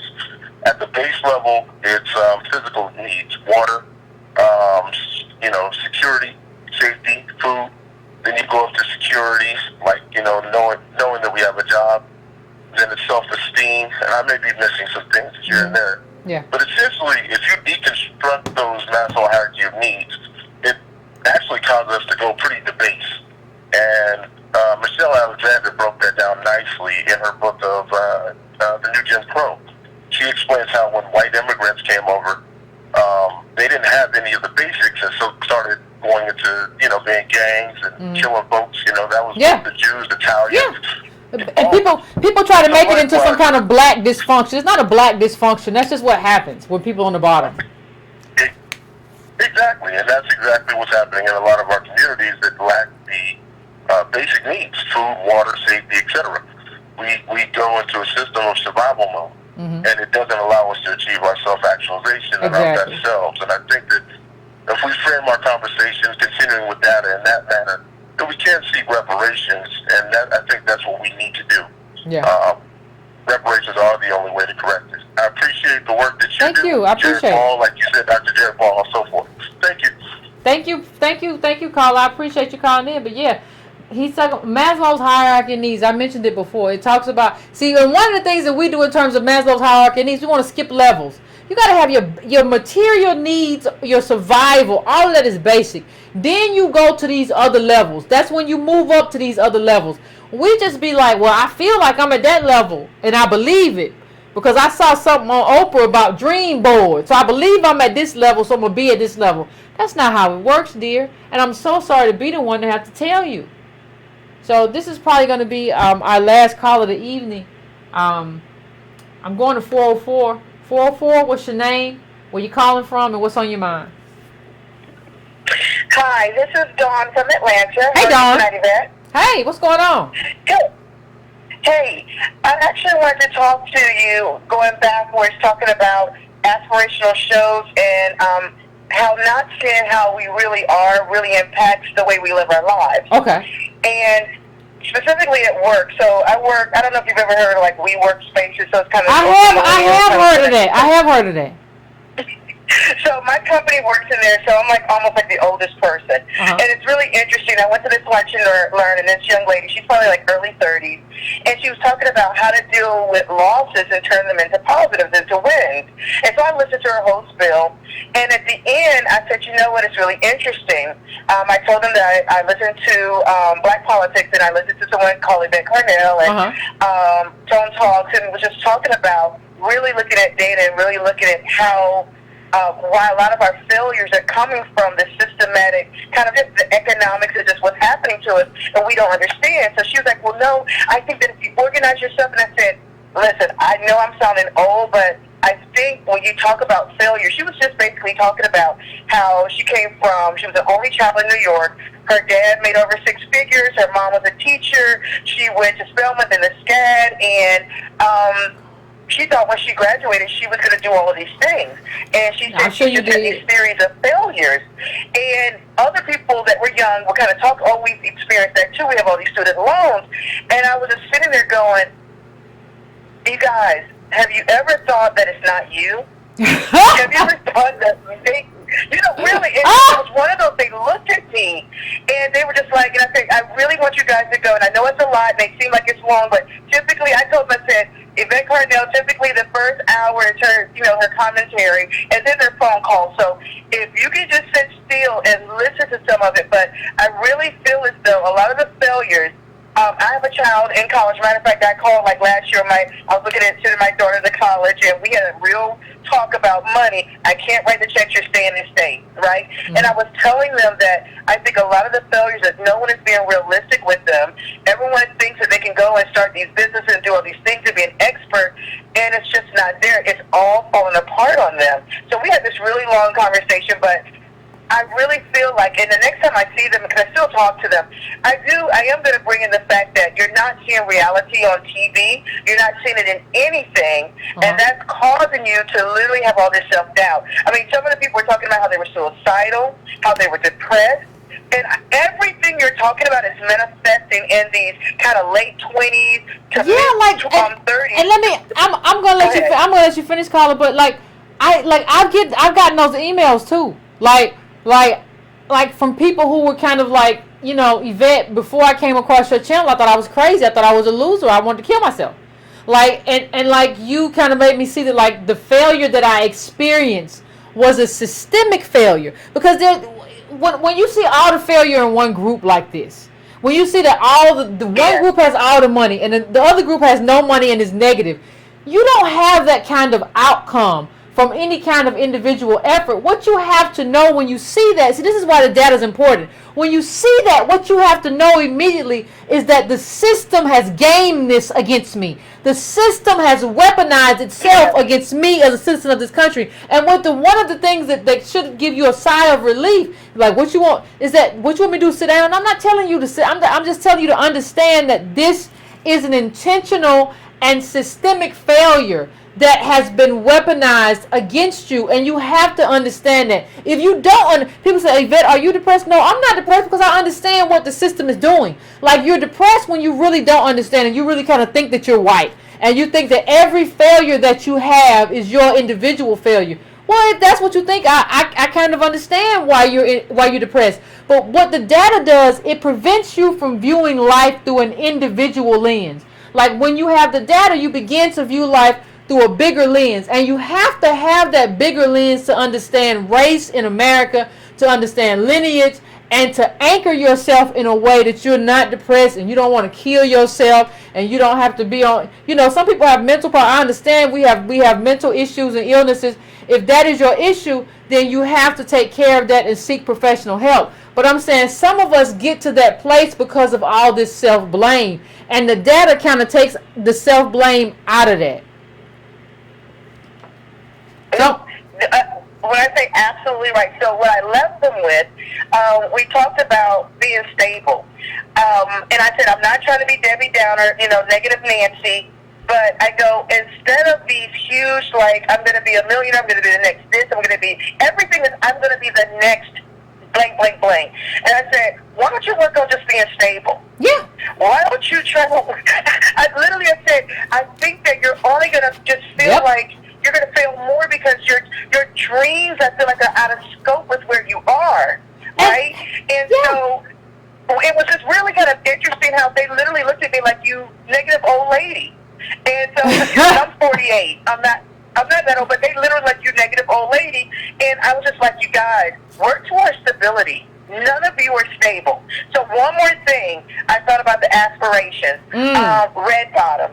My little cousin, in eighth grade, he was talking about I was like, oh, so what do you like? What are you into? And he talked about red bottoms. So at first I was like, you want red bottoms as a little boy? And I said, hey, if that's your thing. But he's like, no, they come in boys. And I said, well, show me. They were $1,500. I literally, in front of his mom, and we were all cool, I said, I have an issue with this. Where did we start? When did we start? I said, you live with your grandmother, with your mom, your sister and your mother live with your grandmother, and you want $1,500 shoes? But here's the thing. When did we see? The thing is, we have access like wealthy culture.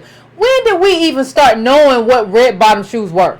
I don't even remember when I was coming up. Like when I was coming up, like I wanted like a pair of Nikes or whatever. Like I don't even remember knowing what elite people, what elite white people, ultra wealthy people were wearing. And that's who wears those shoes. That's that, you know, your worth needs to be a few million for you to wear those shoes, where $1,500 is nothing. I throw that away all the time. Like, I don't remember us knowing that, but that's kind of and that's my problem. That's kind of my problem with all of these actors and actresses and social media, is because their job isn't really like to sell you or to act or to be on Love and Hip Hop. Their job is to like sell you merchandise, and their job is to get you hooked on consumerism, right? And that's the only reason why we know what that stuff is. And that stuff doesn't make our lives any better. Like that stuff isn't even for us. That's people who live an aristocratic life. It's not meant for us. So like, but we have a culture that kind of like elevates that to the point to where even the kids want it. And we're unwilling to opt out. We're unwilling to opt out. You can't follow all these people on Instagram who are doing this stuff and promoting this stuff. You can't do it.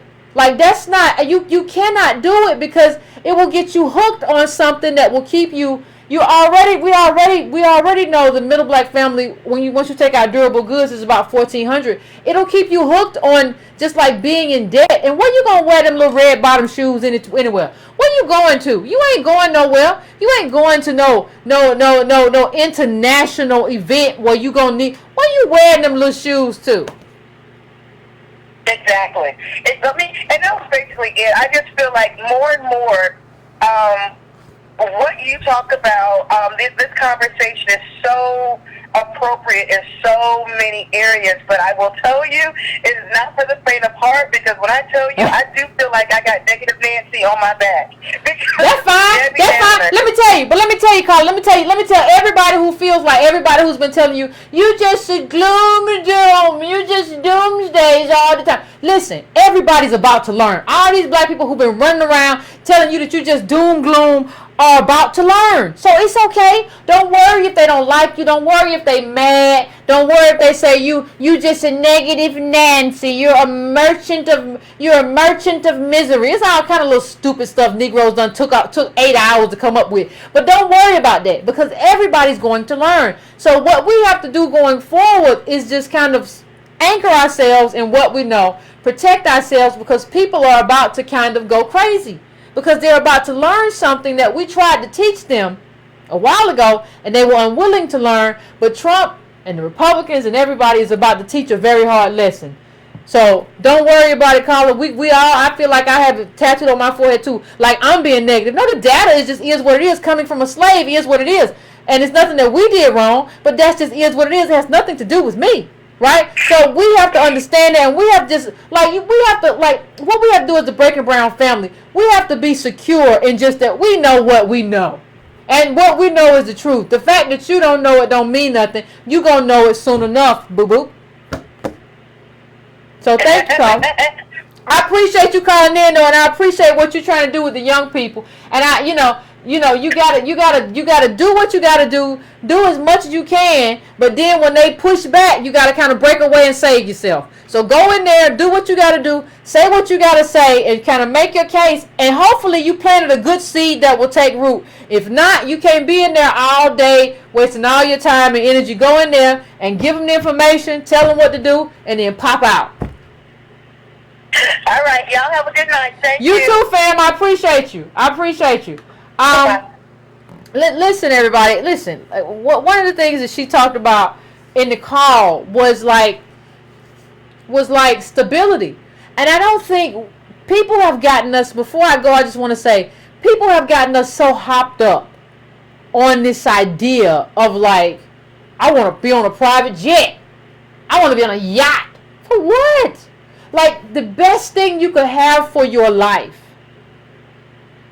is like, my family's good, I'm good, we got health care, we go to work, but we don't work and kill ourselves. We don't have to worry about how we're going to pay this bill. Everybody just has something to do 8 hours a day, and that something is enough for us to like take a vacation and take time off and really just enjoy life that we have and enjoy our family and enjoy each other. And it's enough that when I get home, I don't have to just like snap at my family and my kids and my wife or my husband or my partner. I'm not tired enough that it just kind of zaps everything, so I have nothing left to give to my family. I can put my kids through school, and school is going to mean something for them when they graduate. That's kind of a glimpse into what stability looks like, and that's what we need. As a community, we need stability a lot more than we need a yacht. Now, I know you got Puff Daddy dancing around real fast at 50 years old and all kind of stuff, and he makes that stuff look real glamorous. Like he's taking a shot and that's the best alcohol. You don't really need that. What you need is a quality of life. You don't need the best alcohol or drugs or whatever people try to push on you. You need the best quality of life. Like I get to come home and play with my kids, and I'm going to go to work tomorrow, but like I don't have to just feel like work is going to be a burden or it don't pay enough for me to have a life or I'm never going to be able to go on vacation, or like if I get this extra bill or if I get a ticket, I ain't going to be able to pay it, and I'm screwed, and I'm robbing Peter to pay Paul. Like, this is all instability. And what we need most of all, what we deserve as the people who built this country off free labor, what we deserve is stability. And so I think we have to kind of understand what that means. And as a community, we have to start saying, I don't just want to get out of the ghetto and escape the ghetto or escape the working class. I want a stable community, because when you just escape, what happens is you still got to come back and take care of all your people who don't have nothing. And you got to worry about all your people who don't have nothing robbing you, or like what happened to Kanye West? One of his cousins stole his laptop with a sex tape on it and refused to give it back and said he had to buy it back. Like, you don't have to live that way. If the people around you, they don't have to be rich, but they doing good too. So we have to work in terms of community uplift. If there's nothing else you remember from this show, we have to work towards community uplift. There are no individual solutions. So thank you, Breaking Brown fam. I will see you back. What's today? Wednesday. We'll be back Monday doing politics. Politics is what we do. So I'll see you in the chat, and appreciate you, Breaking Brown fam. We're gonna do this again.